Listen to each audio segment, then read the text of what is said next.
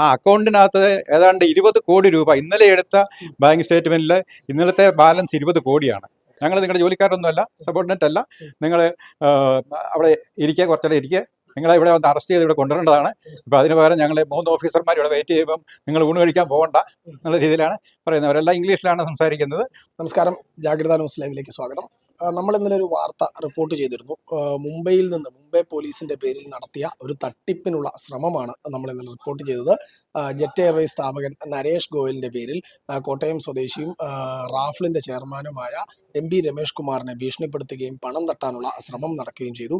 ഈ ഒരു വിഷയത്തിൽ പ്രതികരിക്കുന്നതിനായി ഇത്തരത്തിലുള്ള തട്ടിപ്പിന്റെ ശ്രമത്തെ ചെറുത്തു തോൽപ്പിച്ച് മാതൃകാപരമായ ഒരു ഇടപെടൽ നടത്തിയ രമേഷ് കുമാർ നമ്മളോടൊപ്പം ചേരുന്നു. സാർ നമസ്കാരം. ഇത് എന്താണ് ഇന്നലെ ഒരു സംഭവിച്ചത്? എങ്ങനെയായിരുന്നു ഈ ഒരു തട്ടിപ്പിനുള്ള ശ്രമം നടന്നത്? ഇന്നലെ ഉച്ചയ്ക്ക് 24-ാം തീയതി ഉച്ചയ്ക്ക് ഒരു മണിയോട് കൂടി എന്നെ ഒരു കോൾ വന്നു മുംബൈയിൽ നിന്ന്. മുംബൈ പോലീസിൻ്റേതാണെന്ന് പറഞ്ഞു.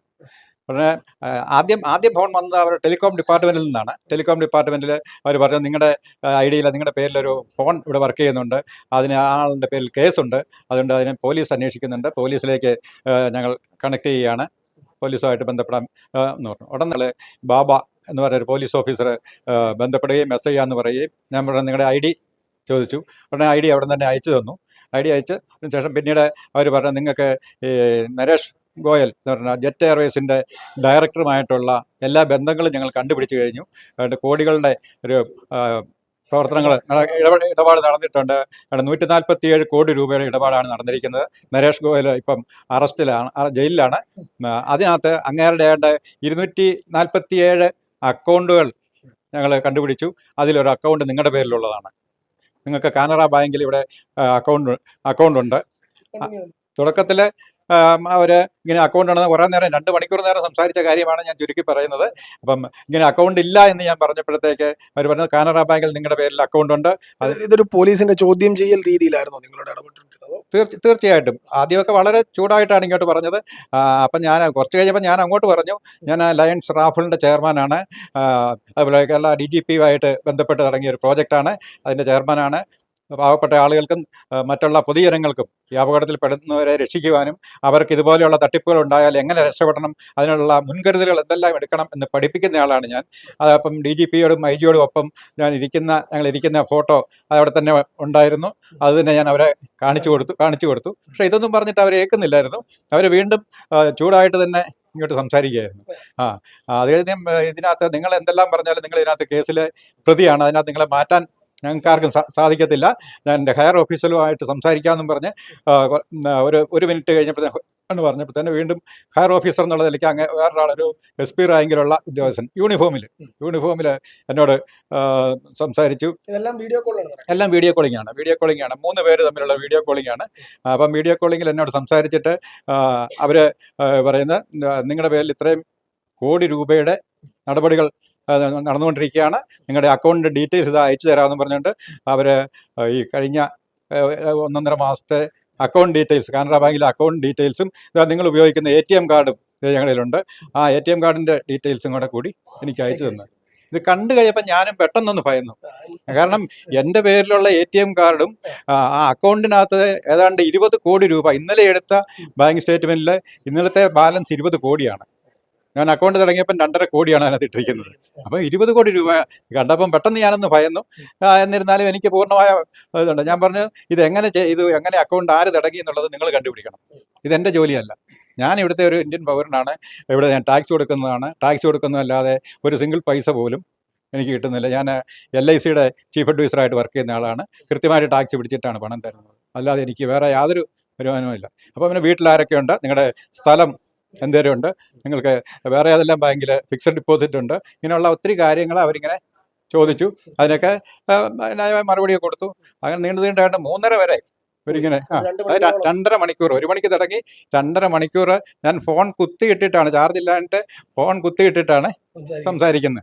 2.5 മണിക്കൂറായപ്പോൾ ഞാൻ പറഞ്ഞു ഞാനൊരു സീനിയർ സിറ്റിസനാണ്, എനിക്ക് ലഞ്ച് കഴിക്കാൻ പോകേണ്ടതായിട്ടുണ്ട്, വൈഫ് വീട്ടിൽ വെയിറ്റ് ചെയ്യുകയാണ്. ഉടനെ അന്നേരം അവർ ചൂടാകുക, ഞങ്ങൾ നിങ്ങളുടെ ജോലിക്കാരൊന്നുമല്ല, സബോർഡിനേറ്റ് അല്ല, നിങ്ങൾ അവിടെ ഇരിക്കുക, കുറച്ചുകൂടെ ഇരിക്കുക, നിങ്ങളെ ഇവിടെ വന്ന് അറസ്റ്റ് ചെയ്ത് ഇവിടെ കൊണ്ടുവരേണ്ടതാണ്. ഇപ്പോൾ അതിന് പകരം ഞങ്ങൾ 3 ഓഫീസർമാർ ഇവിടെ വെയിറ്റ് ചെയ്യുമ്പം നിങ്ങൾ ഊണ് കഴിക്കാൻ പോകണ്ട എന്നുള്ള രീതിയിലാണ് പറയുന്നത്. അവരെല്ലാം ഇംഗ്ലീഷിലാണ് സംസാരിക്കുന്നത്. അത് കഴിഞ്ഞ് കുറച്ചുകൂടെ കഴിയുമ്പോൾ ഞാൻ പറഞ്ഞു ഞാൻ എന്തായാലും ഞാനിപ്പോൾ ഇത് ഏത് ഘട്ടത്തിലാണ് നമുക്ക് കൃത്യമായിട്ട് തട്ടിപ്പാണെന്ന് മനസ്സിലാകുന്ന ഒരു ഘട്ടം ഏതായാലും? തട്ടിപ്പാണെന്ന് മനസ്സിലായത് ഒരു പകുതിയൊക്കെ കഴിഞ്ഞ് കഴിഞ്ഞപ്പോഴത്തേക്ക് ഇവർ ഈ ബാങ്ക് ഡീറ്റെയിൽസ് എല്ലാം അയച്ചു തന്നു. അത് കഴിഞ്ഞിട്ട് നമ്മളിത് പറഞ്ഞു കഴിഞ്ഞപ്പോൾ അവർ ഞാൻ ഇച്ചിരി ചൂടായി കഴിഞ്ഞപ്പം അവരിച്ചിരി സോഫ്റ്റായി. സോഫ്റ്റായിട്ട് ഈ ആദ്യം വന്ന പോലീസ് ഓഫീസർ പറഞ്ഞു, മിസ്റ്റർ രമേശ്, ഞാൻ ഒരു മീഡിയേറ്ററായിട്ട് നിന്ന് ഹയർ ഒഫീഷ്യലുമായിട്ട് സംസാരിച്ചിട്ട് ഒരു മീഡിയേറ്ററായിട്ട് നിന്ന് നമുക്ക് ഇതല്ലാതെ പുറത്ത് വെച്ച് ഇങ്ങനെ സെറ്റിൽ ചെയ്യാമെന്നുള്ള കാര്യത്തെക്കുറിച്ച് ഞാൻ പറയാം. അപ്പം നിങ്ങൾ വെയിറ്റ് ചെയ്യുക എന്ന് പറഞ്ഞു. അങ്ങനെ പറഞ്ഞു. പിന്നെ ഓരോ കാര്യങ്ങൾ ഇങ്ങനെ ചോദിച്ച് അവരിങ്ങനെ ചൂടാകുമായിരുന്നു. അത് കഴിഞ്ഞാണ് 3:30 ആയപ്പോൾ എനിക്ക് ഊണ് കഴിക്കാൻ പോകണമെന്ന് പറഞ്ഞുകൊണ്ട് ഇത് ഇപ്പോൾ ഒരു അരമണിക്കൂർ അവർ എനിക്ക് ടൈം തന്നു. അപ്പോൾ പറഞ്ഞു അരമണിക്കൂർ കഴിയുമ്പോൾ വീണ്ടും അവർ വിളിച്ചപ്പോൾ അവർ പറഞ്ഞു, ഞങ്ങൾ സംസാരിച്ചു, ഒരു സെറ്റിൽമെൻ്റ് ആയിട്ടുണ്ട്, നിങ്ങളൊരു ജെന്റിൽമാൻ ആണെന്ന് ഞങ്ങൾക്ക് മനസ്സിലായി, അതുകൊണ്ട് ഈ കേസ് നമുക്ക് ഒഴിവാക്കാനായിട്ട് ഞങ്ങൾ പരമാവധി ശ്രമിക്കാം. അതിന് നിങ്ങളൊരു 5 lakhs rupees അതിലേക്ക് ഒരു അക്കൗണ്ട് തരാം, ആ അക്കൗണ്ടിലേക്ക് ഇടാനായിട്ട്, ഓൺലൈനായിട്ട് ഇടാനായിട്ട്, ഉടനെ തന്നെ ഇടാനായിട്ട് പറഞ്ഞു. ഇട്ടിട്ട് അതിൻ്റെ സ്ക്രീൻഷോട്ടും അയച്ചു തരാൻ പറഞ്ഞു. ഞാൻ ഉടനെ അപ്പം അതുവരെ നമ്മൾ പാവമായിട്ട് ഇതെല്ലാം കേട്ടോണ്ടിരുന്നു. ഇത് പറഞ്ഞപ്പോൾ നമുക്ക് മനസ്സിലായി എന്തായാലും ഇതൊരു തട്ടിപ്പ് തന്നെയാണ്. ഞാൻ പറഞ്ഞു, നിങ്ങൾ ഇമ്മീഡിയറ്റ് ആയിട്ട് കോട്ടയം ജില്ലാ പോലീസ് സൂപ്രണ്ടുമായിട്ട് ബന്ധപ്പെട്ടിട്ട് എന്നെ അറസ്റ്റ് ചെയ്യാനുള്ള നടപടിയിലേക്ക് പൊക്കോളൂ. എനിക്ക് അതിന് പൂർണ്ണ സമ്മതമാണ്. അതല്ലാതെ ഒരു സിംഗിൾ പൈസ പോലും നിങ്ങൾക്ക് തരാൻ ഞാൻ തയ്യാറല്ല. നിങ്ങൾ നടപടിയെടുക്കാനായിട്ട് ആവശ്യപ്പെട്ടു. ഇത് പറയുകയും അവർ ഈ ഫോണിലുണ്ടായിരുന്ന കംപ്ലീറ്റ് മെസ്സേജ് ഡിലീറ്റ് ചെയ്തു. പക്ഷേ ഇതിനകം തന്നെ ഈ മെസ്സേജുകൾ കംപ്ലീറ്റ് ഞാൻ ഇത് അറിയാവുന്നത് കൊണ്ട് മറ്റൊരു ഫോണിലേക്ക് സേവ് ചെയ്തതുകൊണ്ട് ഈ കംപ്ലീറ്റ് ഡീറ്റെയിൽസ് നമ്മുടെ കയ്യിലുണ്ട്. പോലീസിന് വിചാരിച്ചാൽ ഇത് കണ്ടുപിടിക്കാനായിട്ട് യാതൊരു ബുദ്ധിമുട്ടുമില്ല. ഇത്രയും കാര്യങ്ങൾ അവരുടെ ഫോണിൻ്റെ ഡീറ്റെയിൽസും ഫോൺ നമ്പരും എല്ലാം ഉണ്ട്. അപ്പോൾ അത് വെച്ച് കണ്ടുപിടിക്കണമെങ്കിൽ കണ്ടുപിടിക്കാം. ഏതായാലും സൈബർ സെല്ലിൽ ഞാനത് കംപ്ലയിൻറ്റ് കൊടുത്തിട്ടുണ്ട്. എനിക്ക് ഏറ്റവും പ്രധാനമായിട്ടുള്ളത് പൊതുജനം ഇത് അറിയുക. ഇതുപോലുള്ള തട്ടിപ്പിൽ അവർ ഇതിപ്പോ ഇത്തരത്തില് നമുക്കിപ്പോൾ നമ്മൾ ഇത്ര വിവരങ്ങൾ ഈ മേഖലയുമായി ബന്ധപ്പെട്ട് നടക്കുന്നതായതുകൊണ്ട് നമുക്ക് ഈ ഒരു വിഷയത്തിലുള്ള കൃത്യമായ നടപടി എടുക്കാൻ പറ്റി, അല്ലെങ്കിൽ ജാഗ്രത പുലർത്താൻ പറ്റി. ഇതെങ്ങനെയായിരിക്കും സാധാരണക്കാരായ ആളുകൾ ഈ വിഷയത്തിൽ എന്താണ് ഇനി കൃത്യമായിട്ട് ശ്രദ്ധിക്കേണ്ടത്? സാധാരണക്കാരായ ആളുകൾ ശരിക്കും പറഞ്ഞാൽ ഇങ്ങനെയുള്ള കോള് വരുമ്പോൾ ആദ്യം തന്നെ കട്ട് ചെയ്യുക, അതല്ലെങ്കിൽ ഫോൺ എടുക്കാതിരിക്കുക, അല്ലെങ്കിൽ ലാംഗ്വേജ് ഇല്ല എന്ന് പറയുക. അവർ ഇംഗ്ലീഷിൽ, മലയാളത്തിലൊന്നും സംസാരിക്കത്തില്ല, കൂടുതലും ഇംഗ്ലീഷിലോ ഹിന്ദിയിലോ ഒക്കെ ആയിരിക്കും. അവർ പറയുക എനിക്ക് വേറൊന്നും അറിയാൻ പാടില്ല, മലയാളം മാത്രമേ അറിയത്തുള്ളൂ എന്ന് പറഞ്ഞു കഴിഞ്ഞാൽ ഒരു പരിധി വരെ അവരത് ഒഴിവാക്കി വിടും. അങ്ങനെയുള്ള ആളുകളെ ഒഴിവാക്കി വിടും. കാരണം കൂടുതലും തമിഴുണ്ട്, ഹിന്ദിയുണ്ട്, ഇംഗ്ലീഷുണ്ട്, ഇത് അല്ല കന്നഡ, ഇതൊക്കെയാണ് അവർക്കറിയാവുന്ന ഭാഷകൾ. ഇനി ഭാവിയിൽ മലയാളം വരുമെന്നറിയില്ല. എന്തായാലും ഇത്തരം തട്ടിപ്പുകൾ ആണെന്ന് തോന്നിക്കഴിഞ്ഞാൽ അത്ര തന്നെ ഫോൺ കട്ട് ചെയ്യുക എന്നുള്ളതാണ് ഏറ്റവും പ്രധാനപ്പെട്ട കാര്യം. നമ്മൾ മുന്നോട്ട് പോയി കഴിഞ്ഞാൽ നമ്മളെ വിശ്വസിപ്പിക്കുന്ന രീതിയിൽ ഉള്ള കാര്യങ്ങൾ ചെയ്യാൻ അവർക്കറിയാം. നമ്മുടെ പേരിലുള്ള ആധാർ കാർഡും നമ്മുടെ പേരിലുള്ള ID കാർഡ് ഇതെല്ലാം നമ്മളെ തരുമ്പോൾ നമ്മൾ തന്നെ അറിയാതെ വിശ്വസിച്ച് പോകും. ഞാൻ തന്നെ ഇങ്ങനെ ഇന്നലെ 20 കോടി രൂപ അക്കൗണ്ടിലുണ്ടെന്ന് പറഞ്ഞ ബാങ്ക് സ്റ്റേറ്റ്മെൻറ്റും എൻ്റെ പേരിലുള്ള ATM കാർഡും ഒക്കെ കണ്ടപ്പോൾ ഞാൻ തന്നെ പേടിച്ചു പോയി. അപ്പം അതുകൊണ്ട് ഇതൊക്കെ മുന്നോട്ട് കൊണ്ടുപോകാതിരിക്കുക. അങ്ങനെ എന്തെങ്കിലും സംഭവം ഉണ്ടായാൽ ഉടൻ തന്നെ സൈബർ സെല്ലിൽ വിവരം അറിയിക്കുക. അതാണ് പ്രധാനമായിട്ടും ചെയ്യേണ്ടത്.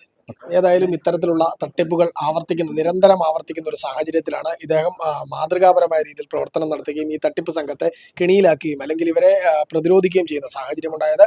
ഏതായാലും വരും ദിവസങ്ങളിലും നിങ്ങൾക്കും സമാന രീതിയിലുള്ള ഫോൺ കോളുകൾ വരാനും തട്ടിപ്പിന് ഇരയാക്കാൻ ശ്രമിക്കുകയും ചെയ്യാം. ഈ ഒരു സാഹചര്യത്തിൽ രമേഷ് കുമാറിന്റെ മാതൃക എല്ലാവരും പിന്തുടർന്നുകൊണ്ട് കൃത്യമായ ജാഗ്രത പുലർത്തണമെന്ന് അഭ്യർത്ഥിക്കുന്നു.